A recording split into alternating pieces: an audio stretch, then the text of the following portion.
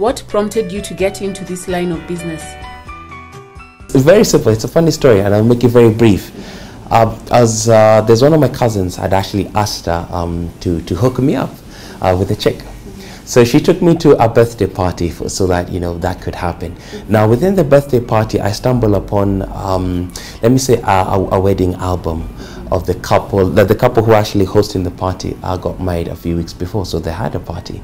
So I stumbled upon the wedding album, so I was looking at, how the wedding was, so on and so forth. And I happened to like what I saw.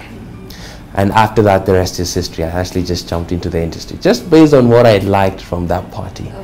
Yes, it's not really a story whereby somebody says, oh, I saw an opportunity here. For me, it's actually what I liked. I liked it, and I said I could actually try it out. So that's how I actually got into the business. What are your current business challenges? I guess that the challenges I'm having is just competition. Competition in terms of, let me put it this way. Currently, we have just rebranded. This is our new look.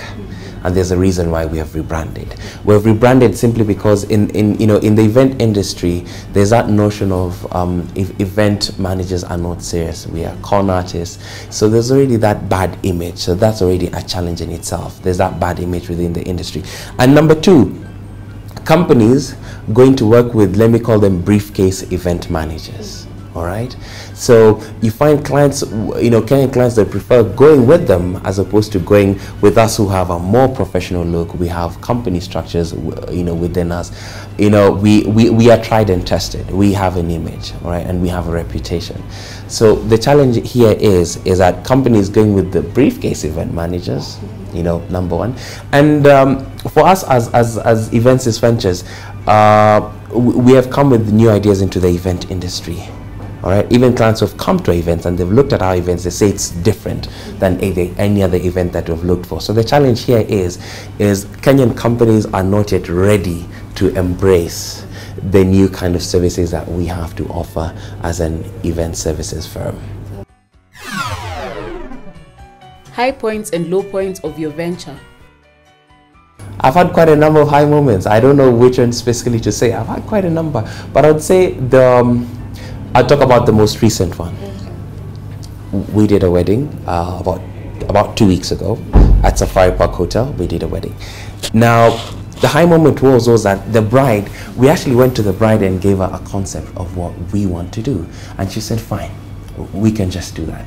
So we went ahead with our idea. And when she came and looked at it, she was amazed. She literally could not talk to me for about 2 minutes because she was amazed.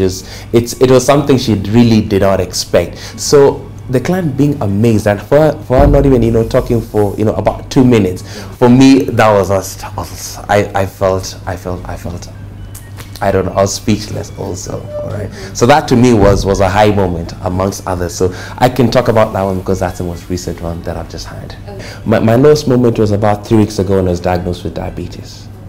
Yeah. So that took me to the lows of lows, because I didn't understand, because I keep fit, I play soccer, I go to the gym, so I didn't understand why I was diagnosed with diabetes. So that was my lowest moment. What is your hiring policy? I'm not the kind of person I'll go for people who have the fancy degrees, you have studied in which kind of university. No. For me, what I look for is really simple: honesty and willing to work. That's it. If you're honest and you're willing to work, that's good enough for me. Because what happens after that, and now, because our policy is that we develop people. That's what we do. We develop people. We don't go for the people with the ready-made degrees. We just look for the simple person who's honesty and who's really who's ready to work. So what we do now, we develop you from there. How do you balance work and personal life? It's really simple. The days that I'm not doing an event, strictly 5:30, I'm out of here. Strictly 5:30. So 5:30, if I'm out of here, where am I going? I'm just going across the road to play soccer and basketball. Yeah, that's it. So it's just strictly keeping the times. Weekends, I like locking myself in the house, doing the whole movies.